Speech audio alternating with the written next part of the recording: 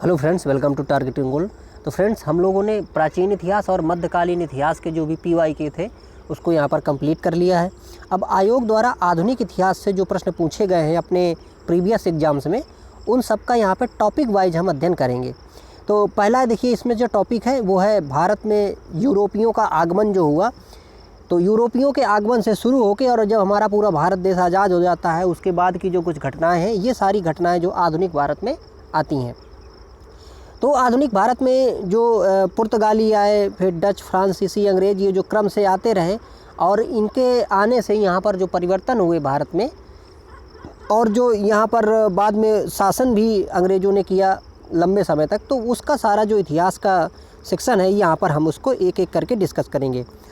अब देखिए, इसके साथ साथ में बाकी जो पोर्शन है, चाहे वो यूपी वाला हो, हिंदी स्पेशल हो और कंप्यूटर हो, वो सारा जो है आप इसमें से देख सकते हैं। PYQ को हमने सब कवर करके रखा है। तो देखिए, इसमें प्रश्न जो पूछे गए हैं इनको देख लेते हैं। तो इसमें देखिए, पहला प्रश्न पूछा गया है कि वास्को डी गामा का मकबरा यानी कि दफन स्थान भारत के निम्नलिखित में से किस शहर में स्थित है या किस स्थान में स्थित है। ठीक है, ऑप्शन देखिए दिया है दुर्गापुर पश्चिम बंगाल, चित्तौड़गढ़, कोच्चि केरल, कोयम्बटूर तमिलनाडु। तो देखिए, ये जो कोच्चि केरल है यहाँ पर जो है इसका मकबरा स्थित है। वास्को डी गामा एक नाविक था। तो वास्को डी गामा जो है इसने खोज की थी एक ऐसे मार्ग की जो कि जल से जाता था। पहले जो देखिए, भारत से जो निर्यात आयात का जो मामला है वो ईसा पूर्व से चलता आ रहा है यूरोप और भारत के बीच में। लेकिन क्या हुआ कि देखिए, जैसे यहाँ पर यूरोप है और ये बीच में ये अरब वाला क्षेत्र था। अरब वाले क्षेत्र में एक क्षेत्र था फ्रेंड्स, कुस्तुनतुनिया। तो जो कुस्तुनतुनिया वाला क्षेत्र था, और मान लीजिए कि यहाँ है अपना भारत, तो ये कुस्तुनतुनिया वाले क्षेत्र में जब यहाँ पर शासन परिवर्तन हो जाता है, यानी कि यहाँ पर मुस्लिमों का शासन हो जाता है, तो अंग्रेज़ों का जो व्यापार है वो यहाँ से बाधित हो जाता है। जब बाधित हो जाता है तो ये सोचते हैं कि कोई ऐसा मार्ग हमें मिल जाए जिससे हम भारत जा सकें, क्योंकि भारत की जो वस्तुएँ थी उस समय की, जैसे सबसे ज़्यादा महत्वपूर्ण थी गरम मसाला। गरम मसाले में हमारा काली मिर्च है, दालचीनी है, लौंग है, ये सारी चीज़ें थी। तो यहाँ पर देखिए क्या था कि इन गरम मसालों के जो उपयोग में यूरोप बहुत ज़्यादा डिपेंडेंट था, क्योंकि मांस को प्रिजर्व करने के लिए और ठंडी जलवायु होने की वजह से वहाँ पर गरम मसालों का उपयोग ज़्यादा हो रहा था। तो अब यहाँ से व्यापार जब इनका रुक गया तो फिर यहाँ पर खोज की गई कि भाई अगर दुनिया गोल है तो कुछ दूसरे मार्ग से हम जा सकते हैं भारत। तो इस तरह से यहाँ पर मार्ग की जो खोज की गई वो इसमें जो सफलता पाई वो पाई वास्को डी गामा ने। तो वास्को डी गामा 1400 यहाँ पर 98 में भारत पहुँचा था जलीय मार्ग से। तो ये जो हमारा अफ्रीका वाला क्षेत्र है, तो अफ्रीका के जैसे ये अफ्रीका वाला देखिए क्षेत्र है, तो अफ्रीका के इधर से होते हुए ये नीचे केप ऑफ गुड होप से होते हुए, और देखिए फिर यहाँ पर अपना इंडिया देखिए इधर है, ठीक है, इंडिया यहाँ पे है। तो इस तरह से घूमता हुआ ये यहाँ पर पहुँचा था। तो यहाँ ये केरल में पहुँचा था पहले, और मज़े की बात ये है कि केरल कोच्चि जो है यहीं पर इसकी समाधि भी बनी है, क्योंकि ये जब इसने 1-2 बार यहाँ पर यात्रा की, तो 2-3 बार यात्रा करने के बाद में इसकी मृत्यु हो गई थी यहीं पर, तो यहीं पर इसको दफना दिया गया था। अगला प्रश्न देखिए, वर्ष इसके बाद यहाँ पर खाली स्थान दिया है। में ईस्ट इंडिया कंपनी के जहाज़ों ने सूरत के पास स्वाली एस्चुरी में पुर्तगालियों को पराजित किया। मतलब ये पूछ रहा है कि भाई किस सन में अंग्रेज़ों ने पुर्तगालियों को हराया और कहाँ हराया। सूरत के पास एक स्वाली नाम की एस्चुरी है। एस्चुरी देखिए क्या होता है कि जब भी नदियाँ अगर डेल्टा नहीं बनाती हैं तो एस्चुरी का निर्माण करती हैं। जैसे अपना जो यहाँ पर हमारी जो पश्चिम की नदियाँ हैं जो कि तीव्र ढाल से बह जाती हैं, तो एस्चुरी का निर्माण करती हैं। जैसे कि अपनी नर्मदा है, ताप्ती है, ये सारी नदियाँ जो हैं ये यहाँ पर एस्चुरी का निर्माण करती हैं। तो ये स्वाली नाम की एस्चुरी है, तो यहाँ पर हराया गया था। ये 1612 में अंग्रेज़ों ने पुर्तगालियों को हराया था। दरअसल बात ये है कि यहाँ पर सबसे पहले आए पुर्तगाली, तो पुर्तगाली अपना व्यापार जमाए हुए थे। फिर इसके बाद अंग्रेज़ों का आगमन हुआ। तो अंग्रेज़ जब भारत में आए तो इन्होंने भी कोशिश की कि हम भी यहाँ पर क्या करें कि भाई अपना व्यापार अच्छे से जमाएं। लेकिन यहाँ पर जो पुर्तगाली थे ये अच्छी तरह से इस्टेब्लिश हो चुके थे, तो इनको यहाँ पर हराना मुश्किल था। और इसके साथ साथ में देखिए जहांगीर देखिए यहाँ पर उस समय शासन कर रहा था। अकबर की मृत्यु हो गई, तो अकबर की मृत्यु के बाद में यहाँ पर देखिए 1605 में अकबर का शासन ख़त्म होता है। इसके बाद में यहाँ पर देखिए, तो देखिए यहाँ पर जो जहांगीर था, तो जहांगीर के समय में आपने यहाँ पर देखा होगा कि कुछ लोगों की मतलब यहाँ पर आगमन हुआ और उन लोगों ने कोशिश की कि भाई यहाँ हमें मतलब व्यापार करने का वो मिल जाए, मौका मिल जाए, लेकिन वहाँ पर नहीं मिलता है। तो यहाँ पर अंग्रेज़ों के बीच में और पुर्तगालियों के बीच में एक लड़ाई हो जाती है और यहाँ पर अंग्रेज़ क्या करते हैं कि अपनी बढ़त हासिल कर लेते हैं। उसके बाद ही फिर यहाँ पर उनको क्या होता है कि एंट्री दे दी जाती है मुग़ल सम्राट द्वारा। अगला देखिए, वास्को डी गामा एक पुर्तगाली अन्वेषक ने यहाँ पर ब्लैंक स्थान और फिर वर्ष में भारत समुद्री मार्ग खोजा। तो ये पूछा रहा है कि सीधे सीधे वो कब आया था वास्को डी गामा। तो हमने अभी चर्चा की थी कि भाई 1498 में ये भारत यहाँ पर आया था, ठीक है। और ये देखिए समुद्री मार्ग से आने वाला पहला यूरोपीय व्यक्ति था कि जो समुद्री मार्ग के रास्ते से यहाँ पर आया था। अगला देखिए, दक्षिण भारत के किस राजा ने वर्ष 1741 में कोलाचेल की लड़ाई में डच ईस्ट इंडिया कंपनी को परास्त किया था। तो यहाँ पर देखिए एक राजा थे मार्तंड वर्मन। तो मार्तंड वर्मन ने यहाँ पर, जो कि त्रावणकोर के राजा थे, इन्होंने कोलाचल की लड़ाई में जो डच ईस्ट इंडिया कंपनी थी इसको यहाँ पर परास्त किया था। तो मार्तंड वर्मन इन्होंने डचों को परास्त किया था। अगला देखिए प्रश्न पूछा गया है, अंग्रेज़ों के खिलाफ भारतीय सैनिकों द्वारा पहला बड़े पैमाने पर विद्रोह वेल्लोर विद्रोह कब किया गया था या किस वर्ष किया गया था। देखिए वेल्लोर विद्रोह जो है ये 1806 में हुआ था फ्रेंड्स। और ये माना जाता है कि भाई ये काफ़ी पहले ही विद्रोह हुआ था, जबकि हमने आज़ादी की लड़ाई अपनी शुरू नहीं की थी, उसके पहले ही यहाँ पर एक ये वेल्लोर में एक मुठभेड़ हुई थी दोनों के बीच में। अगला देखिए, किस वर्ष में ईस्ट इंडिया कंपनी ने रणजीत सिंह के साथ अमृतसर की पहली संधि पर हस्ताक्षर किए थे।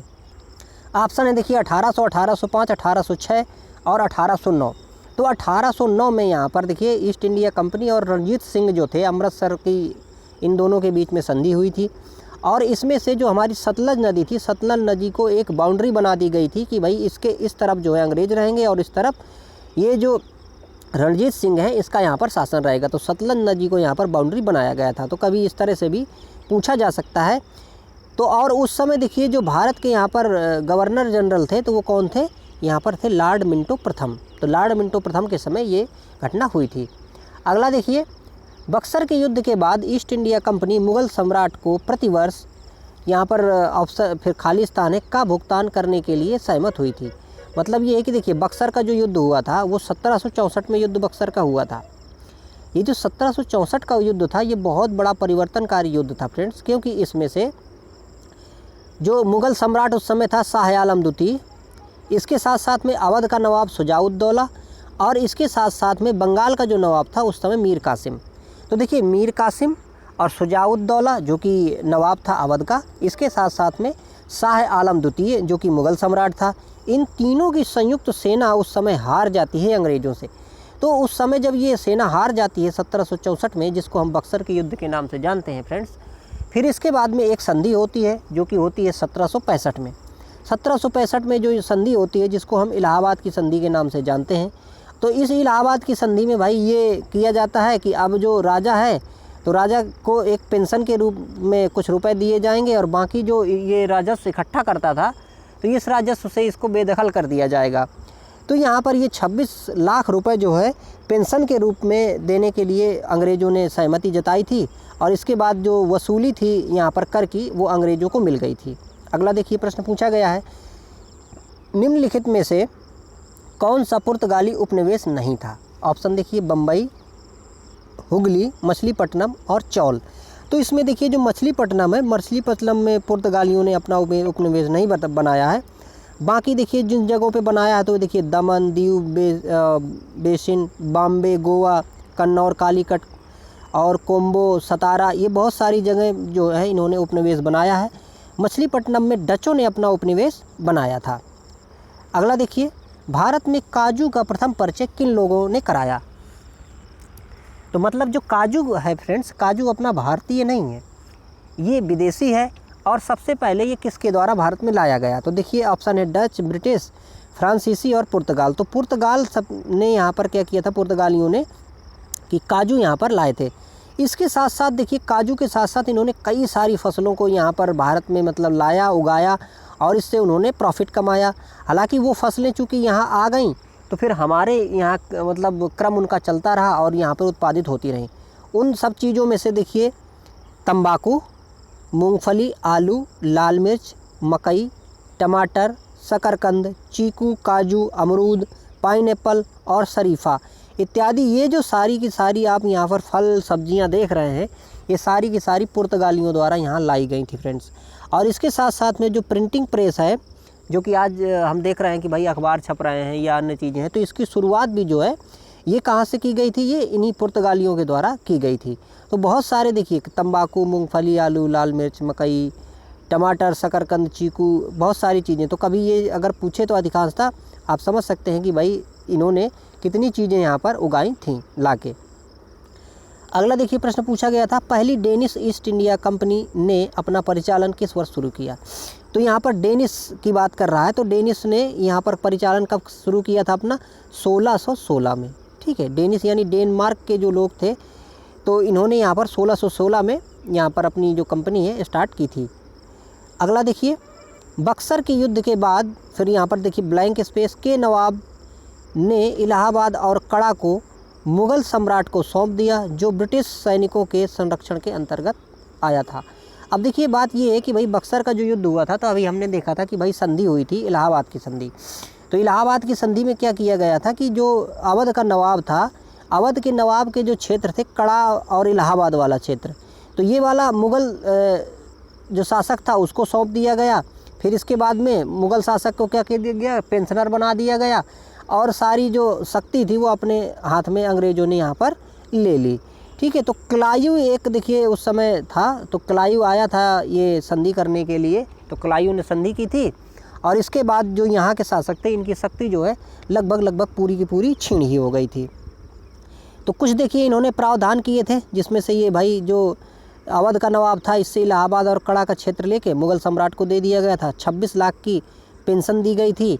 इसके साथ साथ में मुग़ल जो सम्राट था, इसको देखिए बंगाल, बिहार, उड़ीसा की दीवानी कंपनी को प्रदान कर देगा। मतलब क्या हुआ भाई कि जो ये उस समय राजस्व इकट्ठा करते थे, तो फिर यहाँ कंपनी का अधिकार हो जाता है। तो पूरा बंगाल, बिहार और उड़ीसा में कंपनी फिर यहाँ से जो टैक्स है वो कलेक्ट करने लगती है। अगला देखिए, वास्को डी गामा कालीकट कब आया था, किस वर्ष में आया था। ठीक है, तो ये फ्रेंड्स हम तो देख ही चुके हैं कि ये 1498 में यहाँ पर आया था। और एक शासक यहाँ पर देखिए जमोरिन का उल्लेख मिलता है, तो जमोरिन शासक जो था यहाँ पर कालीकट में, उसने इसका स्वागत भी किया था। तो फ्रेंड्स इसमें देखिए इतने ही प्रश्न पूछे गए थे। अगला अपना टॉपिक रहेगा मराठा साम्राज्य से संबंधित। तो आयोग जो भी पूछता गया है, हम उसी क्रम में इसको पढ़ते जाएंगे। बाकी इसका डिस्क्रिप्शन जो डिस्क्रिप्शन है वो भी देने की कोशिश करेंगे। तो मिलते हैं फ्रेंड्स अगले वीडियो में। Thank you for watching.